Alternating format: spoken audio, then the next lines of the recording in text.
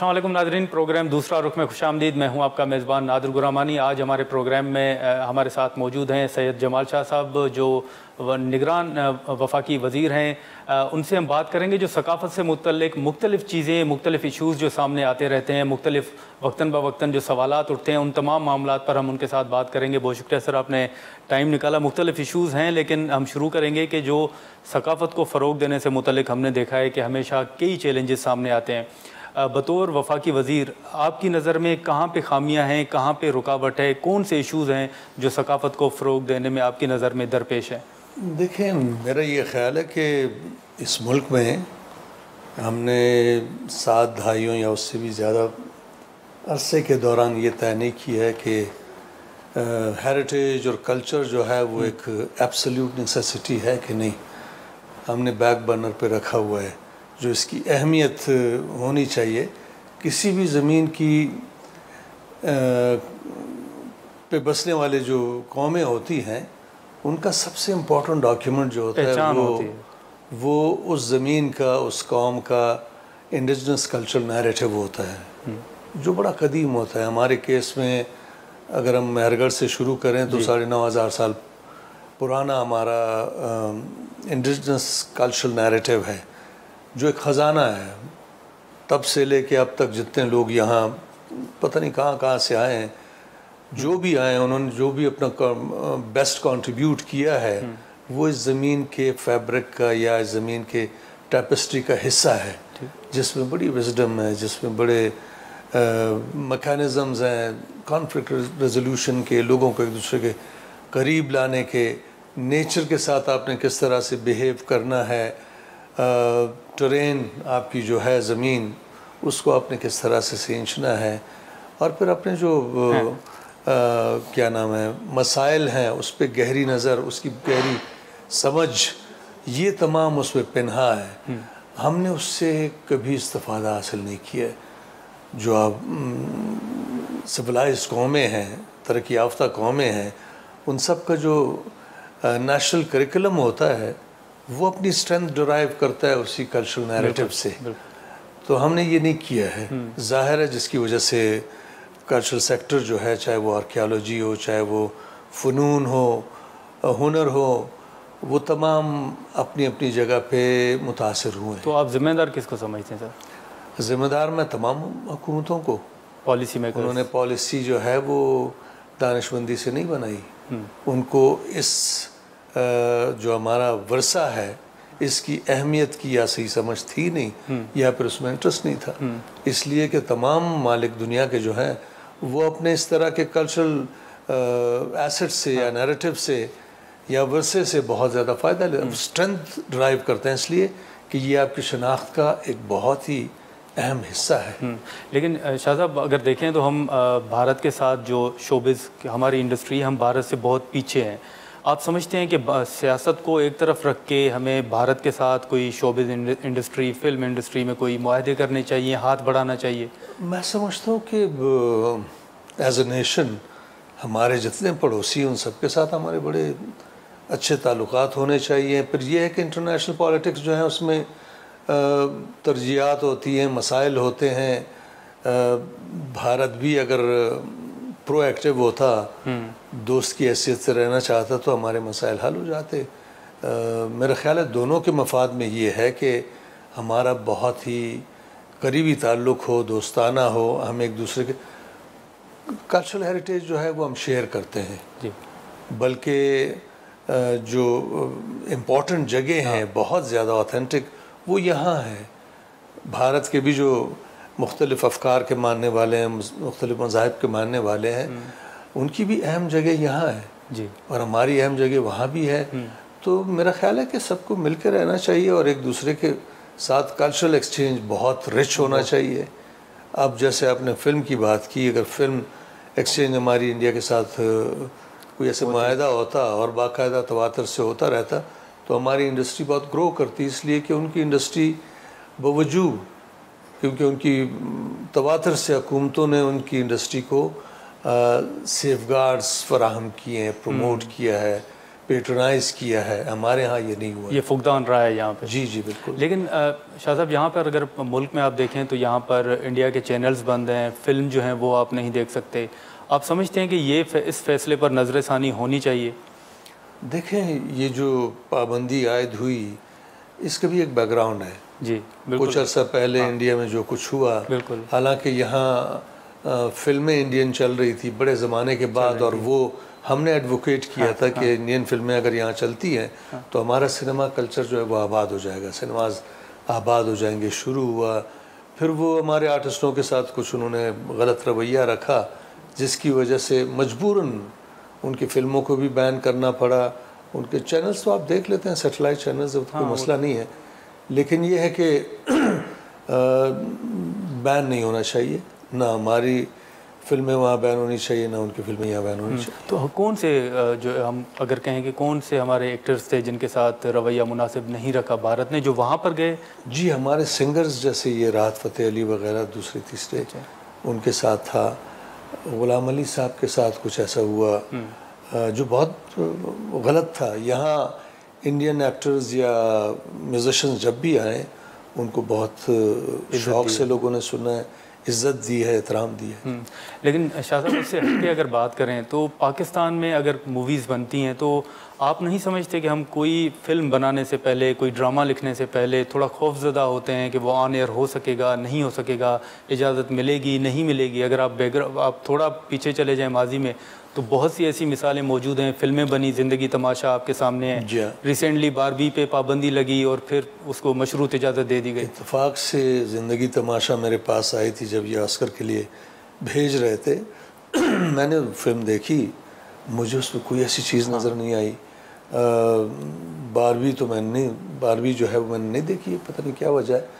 मैं सेंसरशिप के कोई बहुत ज़्यादा फेवर में नहीं हूँ, लेकिन यह है कि बाज़ औक़ात अगर कोई चीज़ें बहुत सेंसिटिव नेचर की हों जिसकी वजह से कोई मसाइल खड़े हो सकते हैं तो उसमें ज़ाहिर है ऑब्जर्वेशन होती है। और फिर हमारा माशरा हमारी हुकूमतों की पॉलिसीज़ की वजह से ख़ासा पोलराइज्ड है, ख़ासा कंजर्वेटिव हो गया है पहले की निस्बत। जब हम छोटे थे तो माशरा ख़ासा बिल्कुल लिबरल था, खुला डुला था, और लोग बड़ी आसानी से एक दूसरे के करीब आ सकते थे, बैठ सकते थे, तशद्दुद नहीं था, इंटॉलरेंस नहीं थी।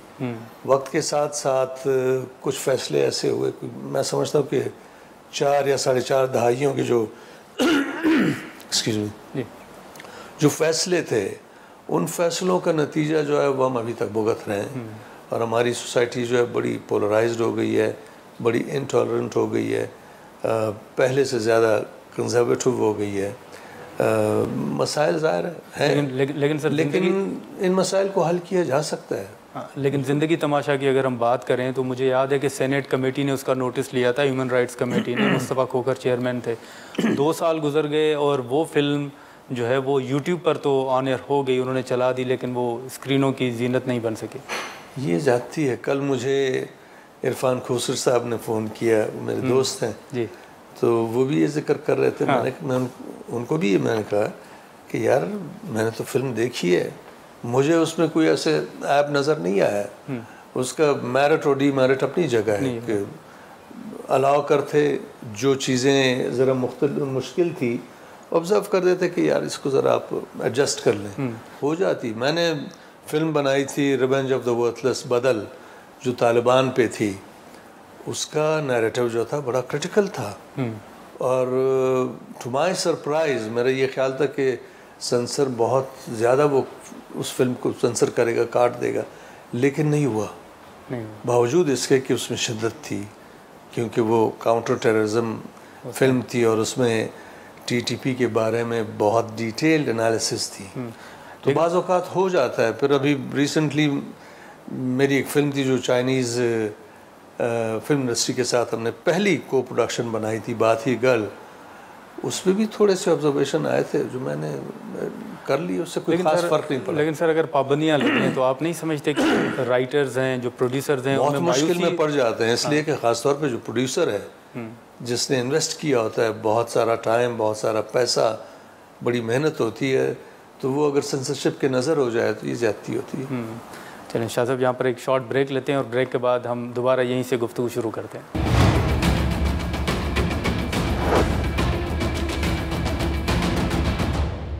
प्रोग्राम में दोबारा खुशामदीद। शाह साहब, अगर हम सिंध की बात करें तो सकाफ़त को फ़रोग़ देने के लिए हमने देखा कि सिंध हुकूमत ने म्यूज़िक टीचर्स जो हैं वो भर्ती करने का फ़ैसला किया। वफाक की अगर हम बात करें तो यहाँ पर एक फ़ैसला हुआ कि निसाब में आइन को शामिल किया जाएगा और वो पढ़ाया जाएगा। बतौर वफाकी वज़ीर आप समझते हैं या आपके जहन में कुछ मज़ीद तजावीज़, कुछ नुकात हैं जो आप समझते हैं निसाब में शामिल होने चाहिए?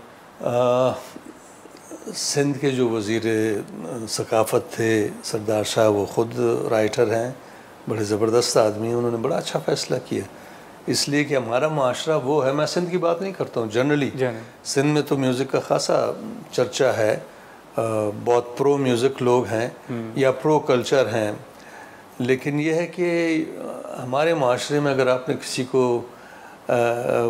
इंसल्ट करना हो, अब्यूज़ करना हो, तो आप बेधड़क कह देते ये मिरासी, मिरासियों की तरह हरकत कर रहा है। हालांकि मिरासी बड़े एक ऐसी टर्म है जो आपके मीरास के कस्टोडियन है। मिरासी तो तारीफ़ के ज़मरे में ये लफ्ज़ अदा करना चाहिए। तो ये बहुत ज़रूरी है कि म्यूज़िक हुआ, हमारे जो फोकलोर में, जैसे मैंने इंडिजिनस कल्चर नैरेटिव की बात की, हमारे इंडिजिनस कल्चर नैरेटिव में, फोकलोर में, चाहे वो टेंजिबल कल्चर हो या इनटेंजिबल कल्चर हो, वो सारे का सारा छलकना चाहिए, इसलिए कि वो आपकी आइडेंटिटी है। हमारे बच्चों के करिकुलम में हमारी जो फोक फॉर्म्स ऑफ एसोसिएशन हैं वो सामने आनी चाहिए। अब देखें, हमारे बच्चे जो हैं पूरे पाकिस्तान में अंग्रेज़ी की तमाम राइम्स जानते हैं, बिल्कुल याद है उनको, ज़ुबानी फर सुना देते हैं, ईडियम्स याद हैं, कहानियाँ, पता नहीं क्या क्या, लेकिन अपनी ज़ुबान के की ना कहानियाँ याद हैं, ना टंग ट्विस्टर्स याद हैं, ना नगमे याद हैं, ना और चीज़ें जो बहुत ही ज़रूरी हैं। हम जब छोटे थे तो हम इन कहानियों पे बड़े हुए हैं, हमें बड़े बूढ़े सुनाया करते थे, लेकिन हमारे बच्चे बिल्कुल एलिनेटेड हैं, जो बहुत बड़ा गैप पैदा कर रहा है, खला पैदा कर रहा है। मेरा ज़ाती ख्याल ये है कि हमारा करिकुलम जो है वो स्ट्रेंथ उसे लेना चाहिए इंडिजिनस कल्चरल नैरेटिव से।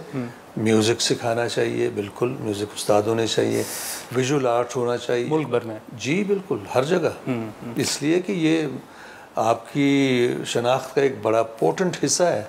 ये आपको मजबूत बनाता है, आपको वल्नरेबल नहीं रहने देता है, आप खला में नहीं लटकते। लेकिन शाह साहब, जैसे आपने मिरासी की बात की, ऐसे आपको मालूम होगा कि सिंध में साईं का मतलब कुछ और है, लेकिन पंजाब में साईं किसी और को कहा जाता है, तो ये आप समझते नहीं होना चाहिए? बिल्कुल बिल्कुल नहीं होना चाहिए। ये चीज़ें गलतफहम हुई है ना। जहाँ अब देखें, मिरासी किसी अपने मुखालिफ को वो लोग कहते हैं जिनके प्रॉबली बाप दादा और अजदाद जो थे वो अंग्रेज़ के घोड़े वोड़े साफ़ किया करते थे। जो नकली अशराफिया बनी है, मेरे नज़दीक वो बहुत बदसूरत लोग हैं, बददिमाग लोग हैं, ज़हनियत उनकी बहुत बुरी है। तो वो अपनी गंदी ज़हनियत को इस तरह से शो करते हैं, उसका इजहार करते हैं। मेरे नज़दीक तो मैं हमेशा इस चीज़ को डिफेंड करता हूँ कि ये बहुत यानी नहीं होना चाहिए, ज़िम्मेदाराना रवैया है, ये नहीं होना चाहिए। लेकिन यहाँ पर आप देखेंगे तहरीक इंसाफ के दौरे हुकूमत में ये बात हुई कि नेशनल जो सिंगल करिकुलम है वो होना चाहिए। उस पर हमने देखा कि सिंध ने एतराज़ात उठाया कि 18वीं तरमीम के बाद ये अब सूबों का सब्जेक्ट है। आप समझते हैं कि वो तहरीक इंसाफ का फ़ैसला दुरुस्त है, सिंध हुकूमत को ऑन बोर्ड लेना चाहिए? मेरा ख्याल है कि तमाम को लेना चाहिए था। अच्छा, वो जो मिनिस्टर जिसने ये इनिशिएट किया था उन्होंने किसी को नहीं शामिल किया। ऐसे लोगों को शामिल किया जो कल्चरल आइकॉन्स नहीं थे, जो एक्सपर्ट्स नहीं थे। तमाम सूबों के। सिंध ने तो बड़ा अच्छा किया एतराज़ करके, मेरा ख्याल है KP ने भी किया होगा, बलूचिस्तान ने भी किया होगा। वो सिंगल नेशनल करिकुलम है ही नहीं, वो इधर उधर से उधार लिया हुआ सलेबाय है। अच्छा, मैं उसको करिकुलम नहीं समझता हूँ। मैंने कहा ना कि करिकुलम अपनी स्ट्रेंथ जो है वो डिराइव करता है इंडिजिनस कल्चरल नैरेटिव से, हिस्ट्री से, आपका जितना वर्षा है उससे। अगर आपके करिकुलम में उसकी झलक ना हो, उसकी समझबूझ ना हो, तो फिर वो आपका करिकुलम नहीं है, किसी और से उधार लिया हुआ वो। शाह साहब, लेकिन सिंध में अगर हम देखें तो वहाँ पे सिंधी टोपी अजरक डे मनाया जाता है, फिर बलूचिस्तान, खैबर पख्तूनख्वा, पंजाब में भी शुरू हुआ, आप समझते हैं कि सकाफ़त को उजागर करने के लिए वफाकी सतह पर भी कुछ होना चाहिए, कोई इक़दाम होने चाहिए? बिल्कुल होने चाहिए और हम सबको मिल के ये करना चाहिए। मैं सिंधी टोपी, अजरक या पश्तून अपने शमला वग़ैरह इसको मैं सिंबल नहीं समझता हूँ। ठीक है। हमारे यहाँ और बहुत कुछ है जो सिंधी मौसीकी हुई, रक़्स हुए, सिंधी पोइट्री हुई, बहुत कुछ है। वो सारे का सारा है, होलिस्टिकली होना चाहिए, हर जगह होना चाहिए। हमें मिलजुल के ये सारा कुछ करना चाहिए। मेरी मिनिस्ट्री इंशाल्लाह कुछ दिनों में एक बहुत बड़ा सेमिनार ऑर्गेनाइज़ कर रही है जिसमें हम पहले बच्चों पे कंसंट्रेट कर रहे हैं कि ये जो हमारा इलाकाई अदब है जी, जो इस ज़मीन से जुड़ा हुआ अदब है बच्चों का, उसमें जितनी फॉर्म्स ऑफ एसोसिएशन है वो सारे हम जमा करके बड़ी खूबसूरत वीडियोस और ऑडियोज़ और इलस्ट्रेटेड बुक्स वगैरह की शक्ल में ट्रांसफॉर्म करेंगे और फिर एक पोर्टल बना के, एक चैनल बना के उस पर हम वो रख देंगे ताकि पूरे पाकिस्तान के सारे घराने हर ज़ुबान के, चाहे वो छोटी ज़ुबान हो या बड़ी ज़ुबान हो, सारी की सारी ज़ुबानों के बच्चे जो हैं, घराने जो हैं, वो अपने बच्चों के लिए ये ज़ख़ीरा जो है वो एक्सेस कर सके ताकि उनकी आइडेंटिटी के मसाइल ख़त्म हों, उनको अंग्रेज़ी के साथ साथ अपनी ज़ुबानों के टंग ट्विस्टर्स भी याद हों, पैराबल्स भी याद हों, पहेलियाँ भी याद हों, कहानियाँ भी याद हों, नगमे, खेल वगैरह ये सारे। लेकिन शायद वो सिंध के लोग तो इस मामले में बड़े हसास हैं कि सिंधी टोपी और जो अजरक है ये तो कदीम तहज़ीब है उनकी और वो तहज़ीब के मुताबिक वो चल रहे हैं आगे। नहीं, मैं उसके ख़िलाफ़ नहीं हूँ। मैं कहता हूँ वो कन्फाइन नहीं करना चाहिए, हाँ, ज़्यादा वसी है, वसी उसमें लेना चाहिए। जी, जी। बिल्कुल ज़ाहिर है, लेकिन शायद एक सिंबल है। हाँ, मोहनजोदड़ो की अगर हम बात करें, फिर उसके बाद रिसेंटली अगर आपके नोटिस में हो तो थर में जो पहाड़ हैं कारूंजर के नाम से, उनकी नीलामी की बात हुई। आप समझते हैं कि हम जो हमारे सकाफ़ती विरसे हैं उनका तहफ़्फ़ुज़ हम नहीं कर सके, नीलामी की जा रही है उनकी, मोहनजोदड़ो की आप देख लें। हम बिल्कुल नहीं कर रहे हैं, ये बिल्कुल नहीं होना चाहिए। मोहनजोदड़ो तो एक बहुत ही इम्पोर्टेंट वर्षा है हमारे लिए, या जो पहाड़ आपने कहे वो बड़ा ज़बरदस्त इलाका है टूरिज़म के हवाले से, या बलूचिस्तान में जो मेहरगढ़ का इलाका था, एरिया था, वो रेसानियों की ज़मीनें हैं, उस पर वो डिस्कवर हुआ था एक ज़माने में। मुशर्रफ साहब के ज़माने में रेसानियों के साथ जो जिनकी कुछ दुश्मनी थी, मैं कबीले का नाम नहीं लेना चाहूँगा, उनके एक वज़ीर ने, जो मुशर्रफ के ज़माने का वज़ीर था, उस साइट पे ट्रैक्टर चला दिया था। अब उस वज़ीर को ये एहसास नहीं था कि ये कितना कदीम और कितना कितनी अहम साइट है। हाँ। यानी आपके हज़ारों साल की वो जो है 9,000 साल पुरानी। मुझे यकीन है कि बलूचिस्तान में या सिंध में या केपी में या पंजाब में इससे भी ज़्यादा कदीम आसार मिलेंगे अगर हम बाकायदा कोशिश करें डिस्कवर करने के। तो इन चीज़ों की तरफ रवैया जो है वो बड़ा दरमंदाना होना चाहिए, चाहे जो भी हो, सियासी इख्तिलाफ अपनी जगह, कबायली इख्तिलाफात अपनी जगह, लेकिन ये पूरे नेशन, पूरे इलाके का विरसा है। अब जैसे अफ़गानिस्तान में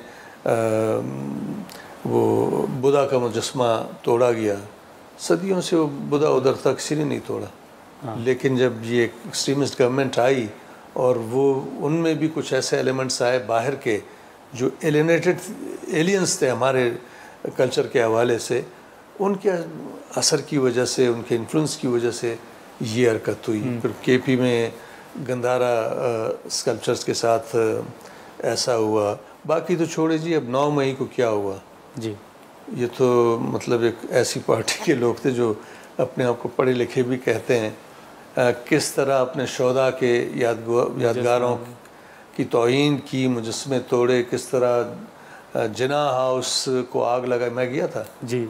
आप जब एंटर होते हैं और वो मलबा देखते हैं और काली काली दीवारें देखते हैं तो आपका खून खोलने लगता है। जी। पेशावर रेडियो स्टेशन जो पाकिस्तान का एक कदीम स्टेशन है, 1935 में बना था और पाकिस्तान का ऐलान भी वहीं से हुआ था, उर्दू और पश्तो में।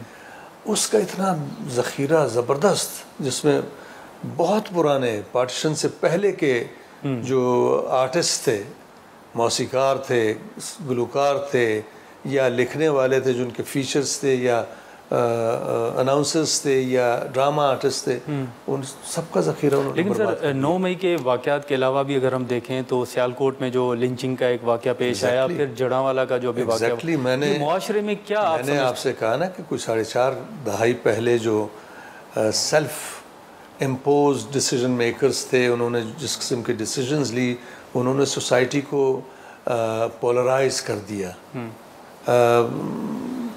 फोकस किस पे था? शिया वाजिबुल कत्ल, सुन्नी वाजिबुल कत्ल, इस तरह का माइंडसेट, इस तरह की टेंडेंसीज को आगे बढ़ा रहे थे। फिर हमारे जो क्रिश्चियंस या हिंदू या दूसरे मज़हब के लोग, कोयटा एक ऐसा शहर था कि जिसमें पारसी भी थे, क्रिश्चियंस भी थे, हिंदू भी थे, सारे। और उस ज़माने में जब हम छोटे थे कोई तमीज़ ही नहीं थी, हमारी दोस्तियाँ थी, ख़ास तौर पर क्रिश्चियन कम्युनिटी तो सारी की सारी एजुकेशन में। सर सिंध में सबसे ज़्यादा हिंदू कम्युनिटी है, हिंदू कम्युनिटी, बिल्कुल बिल्कुल। हमारे यहाँ बलूचिस्तान में सिब्बी में बहुत हिंदू है, चमन में है, कोयटा में है, लेकिन और हमारा बड़ा मतलब ज़बरदस्त ताल्लुक़ था, इसलिए कि हमारे ख़ित्ते के नैरेटिव ने हमें डाइवर्सिटी की का एहतराम करना सिखाया है, अप्रिसिएशन सिखाई है। तो हम तो वो ब्यूटी या इन डाइवर्सिटी कह लेना, कि हम तो गुलदस्ता इस चीज़ को समझते हैं। बिल्कुल। लेकिन शायद अब हमने अगर देखें तो रिसेंटली जो बारिशें हुई थी उसके बाद एक ख़बर आई कि शायद मोहनजोदड़ो को जो आलमी सकाफती फहरिस्त है उससे निकाला जा रहा है। आपका वसी तजर्बा भी है इस मिनिस्ट्री में आने से पहले भी, आप देख रहे हैं कि कौन से विरसे हैं जो जिनका मुस्तकबिल आपको ख़तरे में लग रहा है? देखें, मोहनजोदड़ो जैसी साइट जो है उसको तो बहुत केयरफुली कंजर्व रखना चाहिए। और चाइना में मैंने एक साइट देखी जो टेराकोटा वॉरियर्स की साइट है, शियान उनका वो दारुल खिलाफा है जो कदीम था, और ये सिल्क रोड का पहला शहर है। वहाँ उन्होंने जिस अंदाज से उस साइट को डेवलप किया है, संभाला है, वो देखने वाले। वो साइट लाखों की तादाद में लोग आते जाते हैं। आप तियाननमेन स्क्वायर जो है वहाँ, फॉरबिडन सिटी, वहाँ कम से कम 5 लाख लोग रोज़ाना आते हैं। आप अंदाज़ा लगाएं, 5 लाख लोग, उनके 90% टूरिस्ट जो हैं वो देसी हैं, अपने डोमेस्टिक। ये 5 लाख लोग जब एक साइट पे आते हैं, 5 लाख बोतलें भी पीते होंगे पानी की, चाय भी पीते होंगे, रहते भी होंगे, ट्रांसपोर्ट भी इस्तेमाल करते होंगे, तो कितनी बड़ी इकोनॉमिक एक्टिविटी हो रही होगी। उन्होंने इसलिए उस सारे विरसे को, सारे साइट्स को डेवलप किया है, जिसके आसपास ज़बरदस्त खाने पीने की जगह हैं, ऑडिटोरियम्स हैं, होटल्स हैं, ज़बरदस्त ट्रांसपोर्ट है, हर सहूलत मुयस्सर है। मोहनजोदड़ो के लिए तो ऐसा सोचना चाहिए था कि वो हर ख़तरे से महफूज रहता। इसी तरह तख्तबाय अगर आप जाएं, तख्तबाय जैसे साइट अगर चाइनीज़ के पास होती तो मैं यकीन से कहता हूँ कि वो एक छोटे शहर को सिर्फ उस साइट के आमदन से पाल रही होती। और सिंध में अगर गोरख हिल स्टेशन की आप बात करें, लेकिन वहाँ पर भी नहीं है। लेकिन शायद आप यहाँ पर अगर इजाज़त दें तो मैं एक शॉर्ट ब्रेक ले लें। नाज़रीन, यहाँ पर एक शॉर्ट ब्रेक लेते हैं।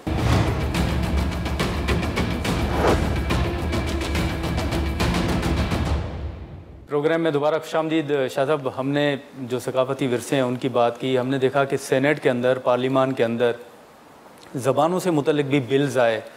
ससी पलीजो ने भी एक बिल पेश किया सिंधी ज़बान को कौमी दर्जा उस लेवल पर लाने के लिए। आप समझते हैं कि वाकई अब वो पंजाबी ज़बान हो या सिंधी हो या बलूचिस्तान की अगर बात करें तो उनको कोई ख़तरा है? आप देख रहे हैं कि कोई हम उन ज़बानों से पीछे हटते जा रहे हैं? वो मैं ब्रीफिंग ले रहा था अपनी मिनिस्ट्री के एक इदारे से, तो उन्होंने, वो इदारा फ़रोग़ उर्दू है जी, उनको ये खौफ था कि जो प्रेजेंटेशन दे रहे थे, ब्रीफिंग दे रहे थे, वो कह रहे थे कि जी हमने ये किया, ये किया, ये किया, दूसरी ज़ुबानों को भी फ़रोग़ मिलना चाहिए, लेकिन उर्दू को मुतासर किए बग़ैर। मैंने उससे कहा कि यार उर्दू को दूसरी ज़ुबानें कैसे मुतासर कर सकती हैं? वो तो उर्दू को बाकायदा कंट्रीब्यूट कर रही है। उर्दू सारी की सारी उर्दू जो है वो या बलूची डिक्शन है, या पश्तो है, या पंजाबी है, या सिंधी, या सराइकी वगैरह वगैरह, इन तमाम ज़ुबानों से मिल के उर्दू बनी है। मैंने कहा आप लोग उर्दू और ये बाकी ज़ुबानों की दुश्मनी क्यों करवा रहे हैं? उर्दू तो एक राब्ते की ज़ुबान है। हम अगर 4-5 मुख्तलिफ़ इलाक़ों के लोग बैठे होंगे, उनको हर हाल में उर्दू बोलनी होगी। और फिर उर्दू को कोई ख़तरा है ही नहीं।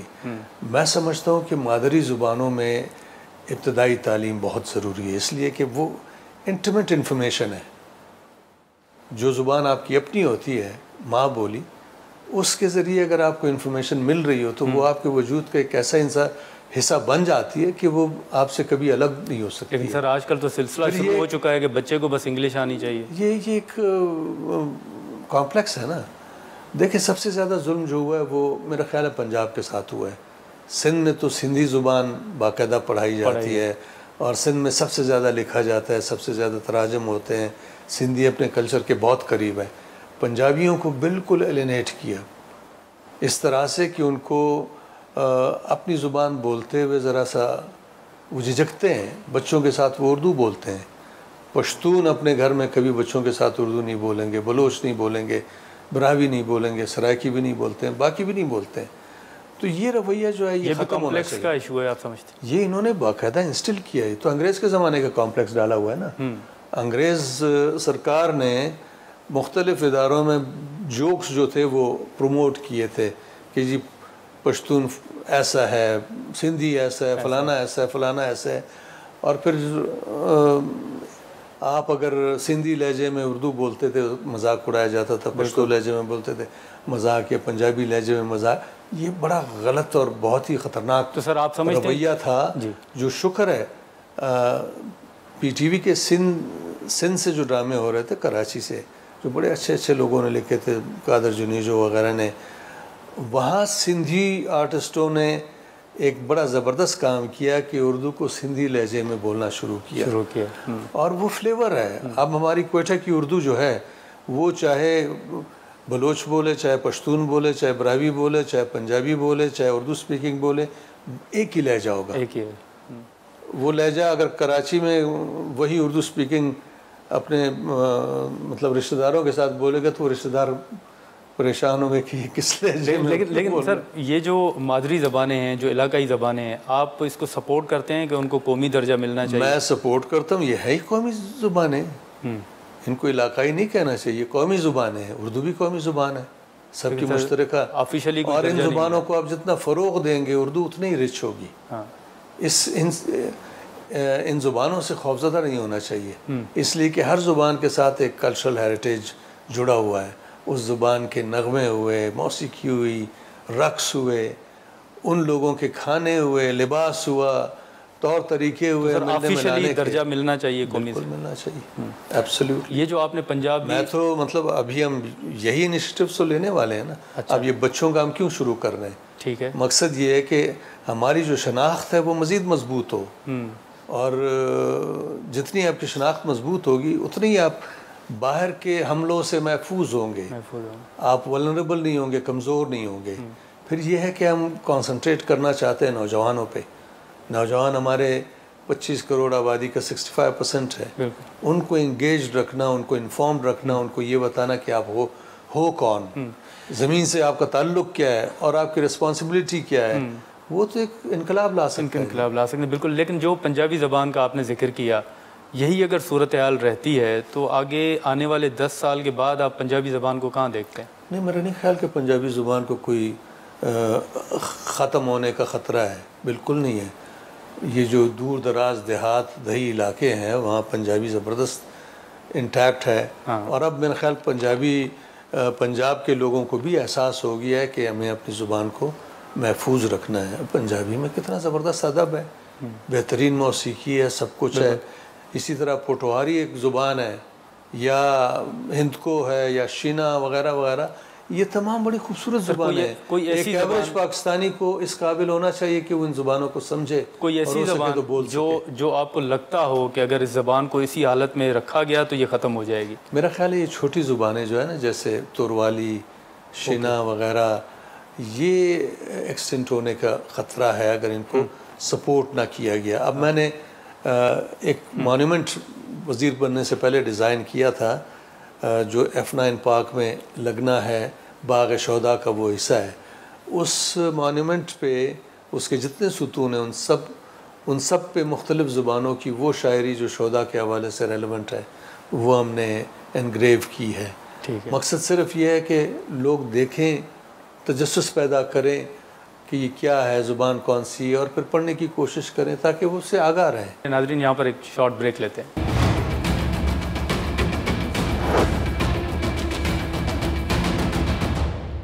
प्रोग्राम में दोबारा खुशामदीद। शोबिज़ इंडस्ट्री में हमने देखा है कि मुख्तलिफ अब हरासमेंट के केसेस जो हैं वो भी आना शुरू हुए हैं। अली ज़फ़र, मीशा शफ़ी के अलावा दीगर केसेस भी हमने देखा है। फिर किरदार कशी के हवाले से सोशल मीडिया, ट्विटर भरा हुआ होता है। आपकी नज़र में इन केसेस में कोई हकीकत है? आप समझते हैं कोई वज़न है इनमें? देखिए, हकीकत हो या ना हो, सिलसिला ये शोबिज़ के लिए मखसूस केसेस तो नहीं है ना जी। आपका पूरा मुआशरा जो है एक ऐसा माइंडसेट पैदा कर चुका है जो ख़वातीन की तरफ एक ख़ास तरह का रवैया रखता है। ख़वातीन हमारे 50% से ऊपर हैं, लेकिन कोई भी ख़ातून इस मुल्क में बेधड़क बाहर नहीं निकल सकती है। हाँ। स्कूल, घर से स्कूल तक जाने वाली लड़की जो है उसकी पता नहीं क्या कैफियत होती है। शोबिज़ इंडस्ट्री को तो बड़ा महफूज समझा जाता था माजी में। अगर आप अच्छी है, उसमें कोई ऐसा मसला नहीं है, लेकिन इंडिविजुअल्स हैं। अच्छा, कोई दो लोगों के बीच इख्तिलाफात हो सकते हैं, तरह तरह के रवैये के लोग होते हैं हर जगह। मैं कोई जजमेंट नहीं देना चाहता हूँ कि अली ज़फ़र ने ये किया। अली ज़फ़र NCA से ही पढ़ा है, मेरे ख्याल में उसका ज्यूरर भी था। मुझे जब भी वो मिला तो बड़ा डिसेंट, ओबीडियंट, यानी बड़ों का एहतराम करने वाला लड़का मुझे लगा है। मुझे नहीं मालूम कि क्या हुआ है, I don't know, I was not witness, लेकिन नहीं होना चाहिए। तो आप समझते हैं कुछ ज़ाती चपकलिश की बुनियाद पर भी इस तरह के केसेस होते हैं? अमूमन ऐसा ही होता है, लेकिन मुझे मालूम नहीं है, इसलिए मैं जज नहीं करना चाहता। लेकिन सर, इससे हटके अगर बात करें तो खलील रहमान साहब का बहुत बड़ा नाम है, लेकिन वो भी हमेशा तनकीद की जद में ही रहते हैं। रहमान तो अपनी ज़ुबान पे वो काबू रख ही नहीं सकता। वो जिस अंदाज से वो अपने आप को अफलातून समझ के बोल रहा होता है, हाँ। ये रवैया ठीक नहीं है। बंदे को आजिज़ होना चाहिए। हमारे जो सूफिया गुजरे हैं बुल्ले शाह हुए, रहमान हुए, सचल सरमस्त हुए, शाह लतीफ़ वग़ैरह, इन लोगों को पढ़ के ज़रा आजिज़ी अपनाएं, हमारे ख़ास तौर पे अदीब, तो बहुत अच्छा होगा उनके लिए। सर, दो मुख्तसर सवाल होंगे कि इस वक्त आप हुकूमत का हिस्सा भी हैं।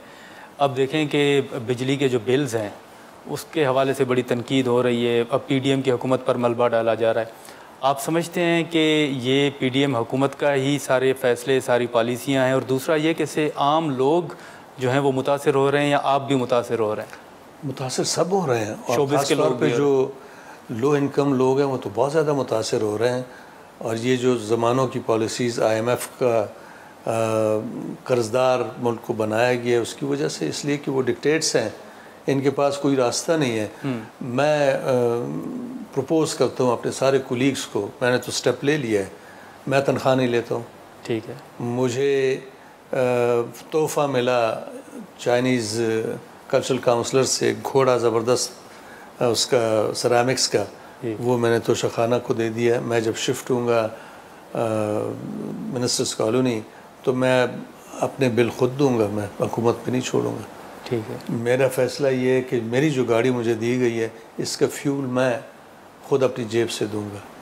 मैं ये कर सकता हूँ, और मैं सबको ये रिक्वेस्ट कर सकता हूँ कि आप लोग भी वो सेंस ऑफ ओनरशिप ज़मीन के साथ और मुल्क के साथ फील करके ये करें, ताकि हमारा जो वो तबका जिनकी कैपेसिटी इतनी नहीं है, जो अफोर्ड नहीं कर सकते हैं, वो ये फील करें कि बर्डन जो है हम सब बेयर कर रहे हैं, बर्दाश्त कर रहे हैं।